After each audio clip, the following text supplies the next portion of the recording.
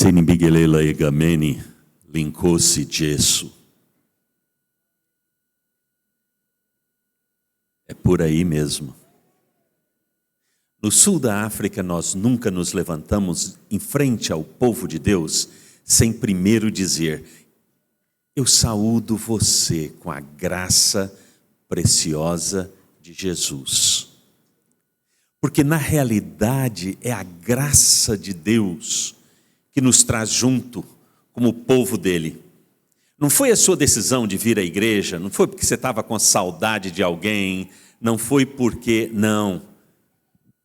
Foi a graça de Deus ministrada pelo Espírito dele que te acordou hoje de manhã e que te trouxe aqui. Para mim é um prazer muito grande estar com os irmãos, estar com o Gustavo, amado irmão de longas datas, e é verdade, viu? Depois que eu saí de Brasília, nunca mais nos vimos. Nos vimos hoje de manhã, depois de 30 minutos dando voltas em São José dos Campos, fazendo um turismo, quando você erra saídas, você não sabe que estão construindo coisa na estrada, tem aquelas coisas, não é? Então, para mim é uma bênção, uma alegria poder estar com os irmãos. Bom, eu tenho um grande inimigo essa manhã, é aquele relógio lá. Todo pastor que vem aqui quer quebrar aquele relógio ou ora para Deus fazer aquele negócio que fez lá no tempo de Josué, atrasar 10 graus, né? Porque a gente sempre vai correr contra ele. O tempo urge e eu gostaria que nós lêssemos o Salmo de número 67. Salmo 67, essa é a grande comissão de Deus no Velho Testamento. Se no Novo Testamento é Mateus 28, no Velho Testamento é o Salmo 67. E você sabe que todos os salmos eram cânticos, né? Cantigas, o povo cantava isso aqui indo para o templo. E assim diz a palavra de Deus: seja Deus gracioso para conosco e nos abençoe. E faça resplandecer sobre nós o rosto, para que se conheça na terra o teu caminho e em todas as nações a tua salvação. Louvem-te os povos, ó Deus, louvem-te os povos todos. Alegrem-se e exultem as gentes, pois julgas os povos com equidade e guias na terra as nações. Louvem-te os povos, ó Deus. Louvem-te os povos todos. A terra deu o seu fruto e Deus, o nosso Deus, nos abençoa. Abençoe-nos, Deus, e todos os confins da terra te temerão. Que bênção, né? Poder ler esse texto hoje de manhã. Eu gostaria de abrir esta página e conversar com você um pouco sobre o que isso significa para mim e para você no dia de hoje. Qual foi a página mais difícil da sua vida que você se lembra? Qual foi a página mais difícil da história recente do país ou do estado? Existem muitas páginas difíceis da gente ler novamente. Eu me lembro quando no meu pastoreado em Brasília, passamos uma página muito difícil, que foi a primeira eleição direta no Brasil. Não existia eleição direta, você não votava para presidente. E quando houve, na realidade, aquela foi a última eleição indireta que tivemos no Brasil. Elegeu-se um homem chamado Tancredo Neves e ele não assumiu a presidência porque ele faleceu antes de chegar a assumir a presidência. Quando nós pensamos em âmbito mundial, quais são... Não, tem mais uma do Brasil que eu me lembrei. Tem mais uma. Agora, só vale para a turma que tem mais de 25. Já ouviu falar de Ayrton Senna? A nossa turma ouviu do tchan tchan tchan, né? Todo domingo, porque todo domingo ele ganhava a corrida de Fórmula 1, não é verdade? Lembra disso? Pois é. Quando ele morreu, o país parou. Eu já estava fora, já estava no campo missionário, mas eu vi pela televisão, o país parado. Uma comoção impressionante que eu nunca tinha visto antes na minha vida. Mas quando pensamos no mundo, todos vocês podem se lembrar do ataque de 11 de setembro nas Torres Gêmeas em Nova York. Lembra disso? Muitos de nós sabemos exatamente o lugar onde nós estávamos, o que estávamos fazendo. Eu me lembro exatamente onde eu estava aquele dia. Um amigo me ligou e disse: ligue a televisão imediatamente, está havendo um ataque no centro de Nova York. Eu falei: não pode. Eu já fui várias vezes àquele lugar. Tem polícia para tudo quanto é canto, tem exército por perto. Como é que eles foram atacados? Eu fiquei ultra assustado quando eu liguei a televisão e vi o que estava acontecendo. Porém, uma coisa mais impressionante me marcou com aquela tragédia, foi a morte dos bombeiros. Muitos bombeiros chegaram de todos os lugares daquela cidade para ajudar a salvar vidas. Eles começaram a subir o prédio pelas escadas sem saber se de lá sairiam vivos. Subiam e desciam à busca de pessoas, ou trazendo muitos para um lugar de segurança, longe dos prédios. Eles foram chamados para salvar vidas, porque tinham um treinamento para tal. Eles trouxeram esperança para muitos que não sabiam o que fazer naquela hora. Eles foram colocados onde estavam, com o treinamento que tinham para exercer uma função vital, como bombeiros. E a função deles naquela hora era salvar vidas. Quantas histórias semelhantes a esta, eu e você podemos ouvir e saber durante as nossas vidas. Pessoas que estavam no lugar certo, na hora certa, para trazer vida, mas que quando fizeram isso, algumas vezes tiveram que entregar as suas próprias vidas para que o outro fosse salvo. Por um outro lado, ninguém precisa morrer para salvar o outro, né? Às vezes não há essa necessidade. Você pode ouvir, ler e ver atos incríveis de pessoas que se colocaram em situações difíceis para salvar uma pessoa. Há 2 anos atrás, um africano refugiado em Paris viu uma senhora em cima num prédio segurando com a sua mão um bebê e ela gritava por socorro.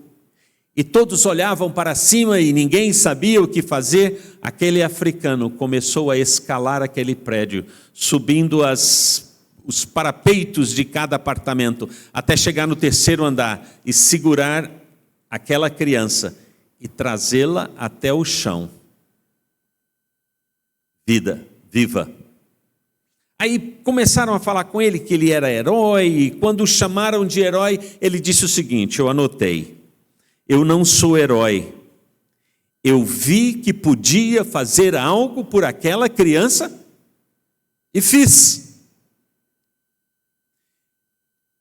Meus amados, os Salmos têm muitas histórias contando a redenção, a história redentiva de Deus no Velho Testamento. Como é que ele salvou gente, como é que ele buscou gente, como é que ele fez obras na vida de pessoas. Alguns desses salmos são proféticos, apontam diretamente à pessoa de Cristo. Diz o Senhor ao meu Senhor: Não permitirás que o teu escolhido veja corrupção. Alguns são mais reflexivos, exprimem a introspecção, o olhar para dentro da alma, quando a gente está numa situação muito difícil, que parece que não tem saída. E Davi olhou para o seu coração e perguntou: por que estás abatida, ó minha alma? Por que te perturbas dentro em mim? Espera em Deus, confia nele. A gente está precisando dizer um bocado disso várias vezes por dia nos dias de hoje, não estamos precisando?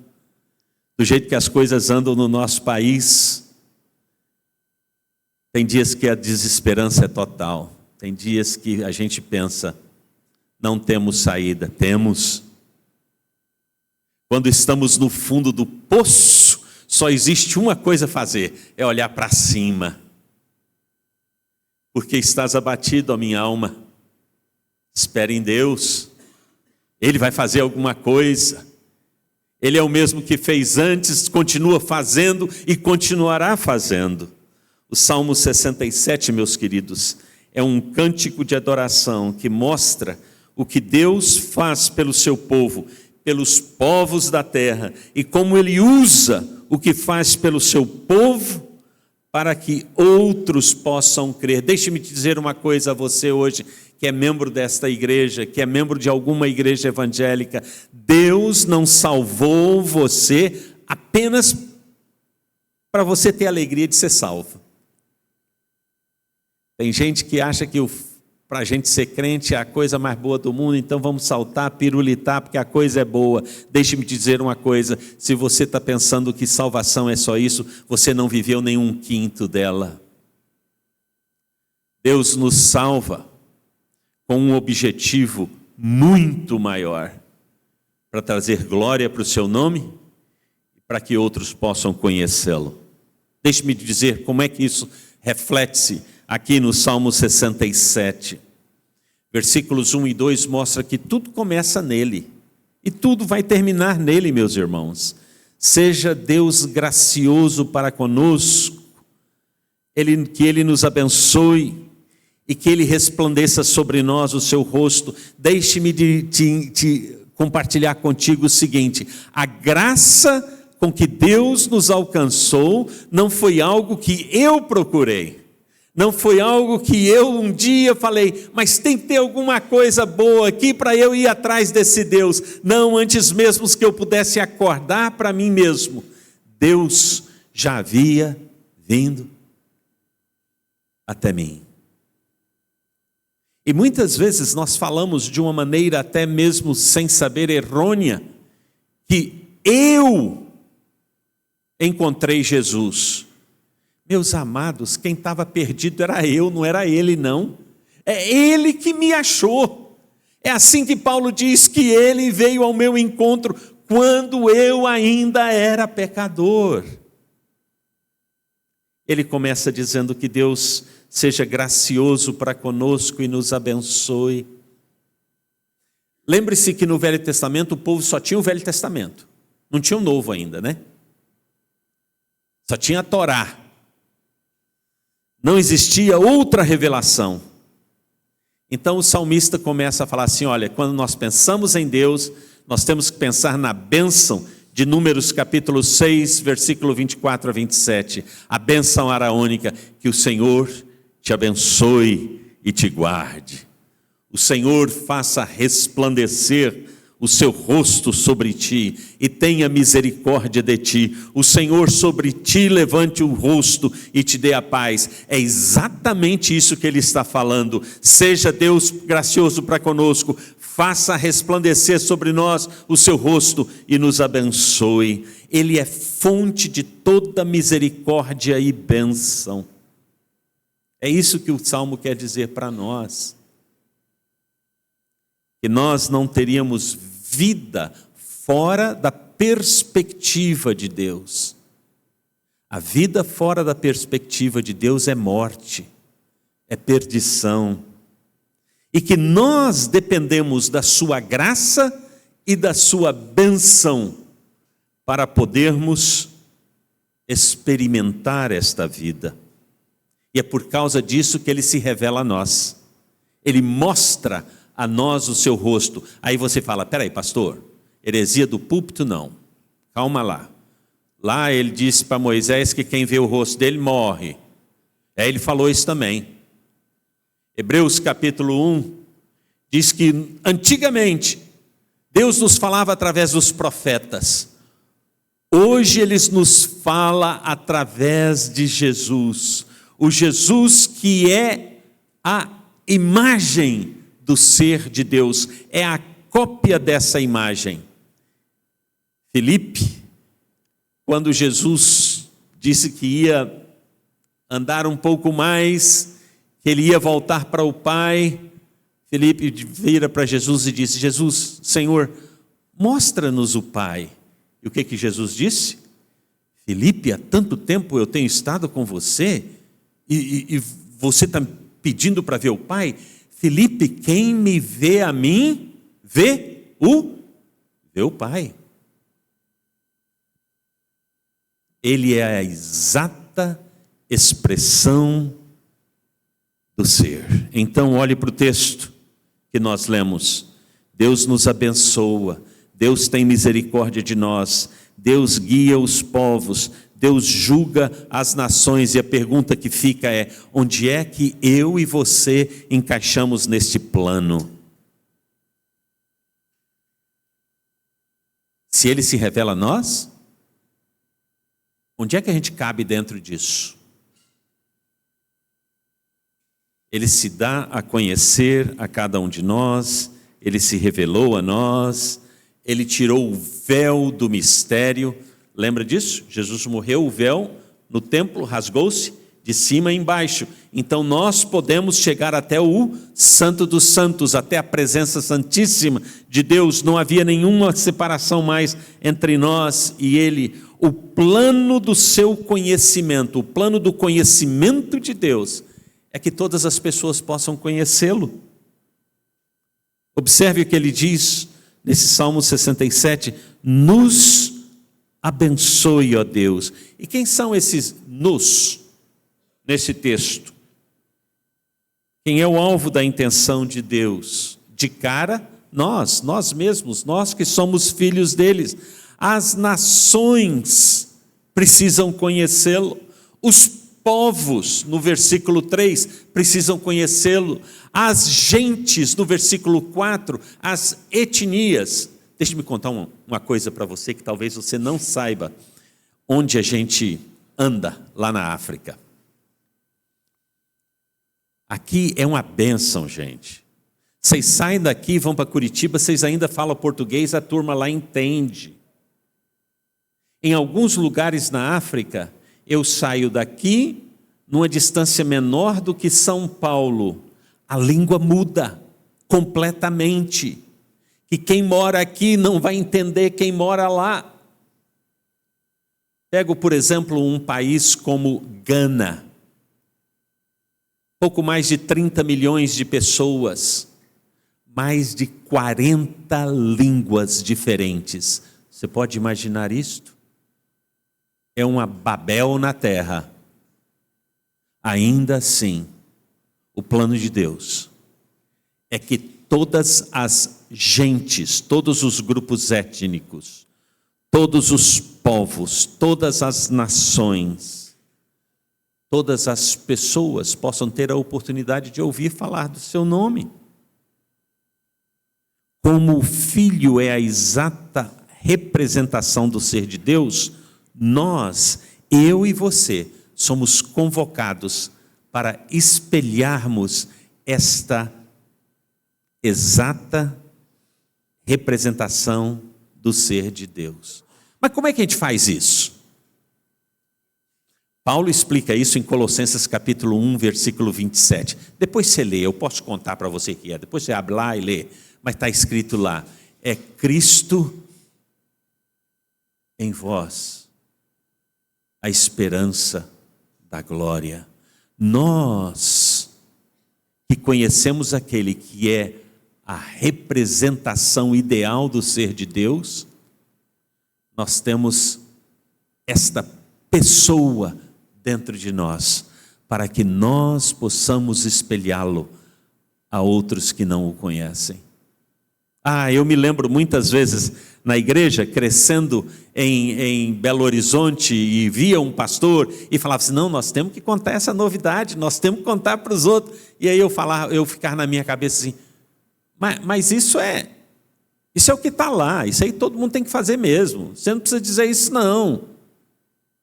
Mas sabe de uma coisa? Nós temos uma memória curta. A memória de Deus é em terabyte, a nossa é em kbyte. A nossa memória é isso aqui. Você vai no Velho Testamento, volta e meia, passa página, depois de página, está lá: lembrai-vos então, lembrai-vos, porque Deus sabe que o momentinho que a gente saiu da presença dEle, a gente esquece as coisas, não é verdade?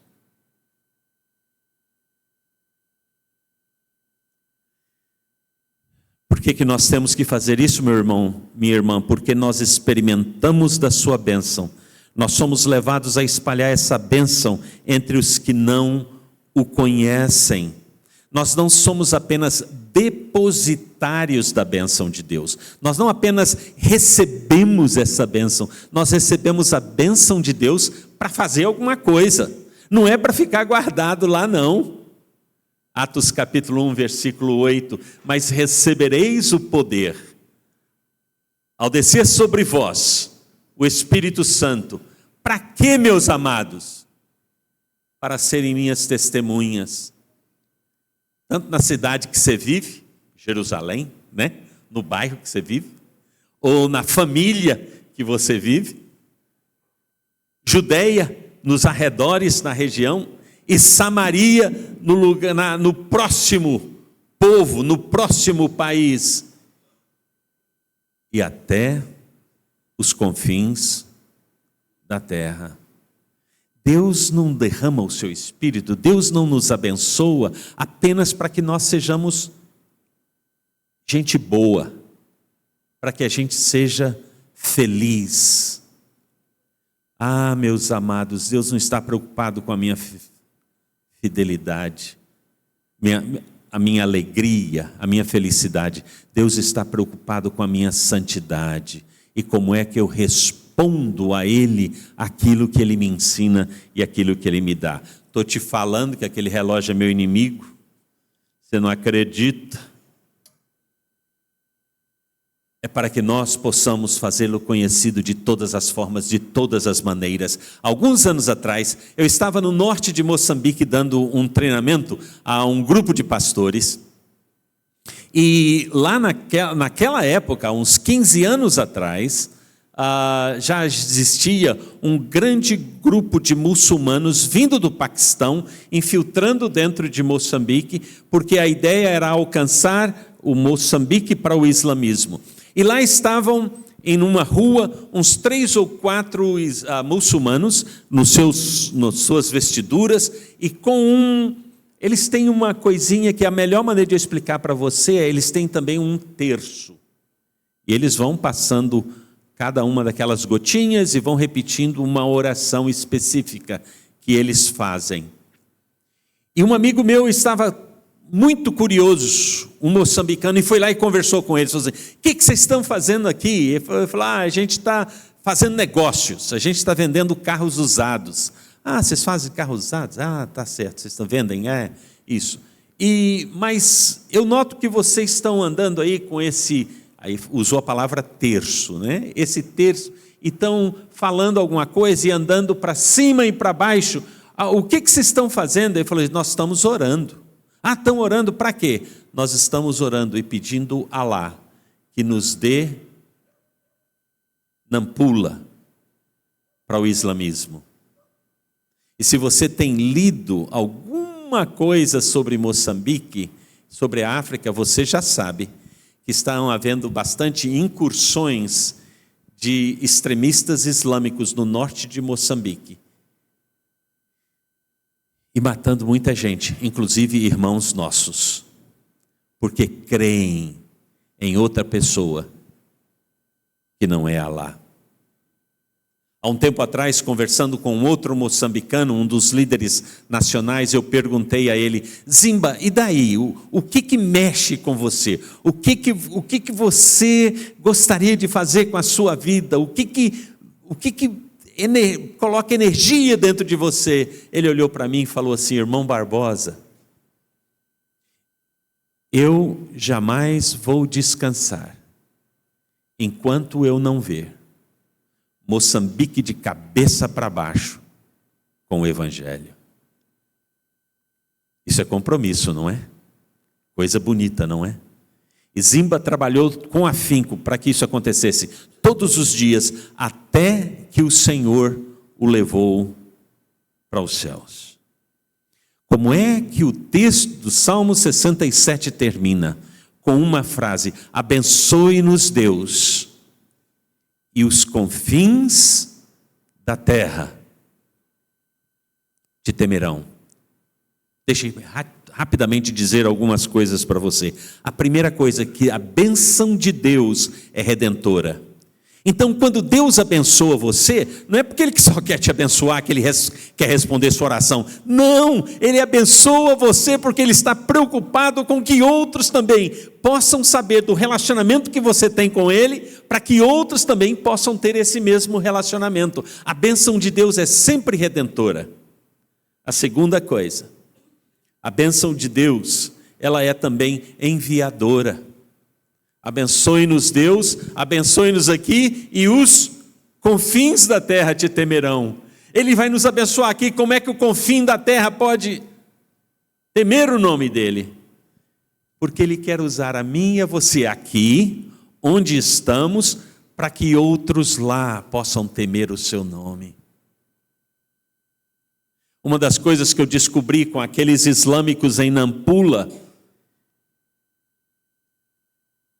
é que eles tinham o compromisso de dar boa parte dos lucros dos seus negócios lá em Nampula, para que Nampula fosse uma província, se tornasse uma província islâmica. Deixe-me dizer isso para você. Talvez você nunca tenha pensado nisso. Próxima vez que Deus te abençoar, próxima vez que você receber uma bênção específica, qualquer que ela seja, pergunte a você mesmo: como é que Deus quer usar isto para que os confins da terra possam temer o nome dEle? Faça essa pergunta para você mesmo e siga a orientação do Espírito de Deus em resposta à sua pergunta. A bênção de Deus espalha o princípio da sabedoria. A bênção de Deus espalha o dobrar-se diante dele, o temer da sua pessoa. Mas como temerão se nunca ouviram? E como ouvirão se não há quem pregue? Meus amados, e como pregarão se não forem enviados? Talvez muitos de nós, evangélicos, temos nos tornado passivos demais quando nós falamos sobre fazer o nome dele conhecido. Às vezes, pensamos que tem que ser como o pastor, que chega lá na frente e prega um sermão. E nós nos esquecemos que nós somos o único Jesus, que o povo que não o conhece pode vê-lo. Nós somos a única Bíblia que o povo que não vem à igreja pode ler. Que nós somos o único caminho para aqueles que estão completamente perdidos, como eu hoje de manhã, para chegar nessa igreja e não sabe onde estão. Mas nós temos aquele que é o caminho, que é a verdade, que é a vida. Deus quer continuar te abençoando. Deus quer continuar fazendo de você um marco nesta vida. Aqui onde você mora, aqui onde você vive. Sabe para quê? para que os confins da terra possam te temer. Perguntei a um pastor, há uns 2 anos atrás, dizendo que eu viria ao Brasil, encontrar com alguns irmãos, falar em algumas igrejas, e perguntei: você tem alguma mensagem para eles? Porque na África é assim, quando um vai para o outro lugar, a gente fala assim: quais são as saudações que você quer que eu traga para os irmãos lá? O relacionamento é mais orgânico, não é porque eles nunca viram aqui, não viram a sua face, não poderiam enviar para você as saudações deles. Ele virou para mim e falou assim: saúda-os em nome de Jesus e digam para eles que eles não têm ideia do que eles fazem quando eles mandam pessoas para nos ajudarem aqui. Abençoe-nos, Deus, e todos os confins da terra te temerão. Vamos orar.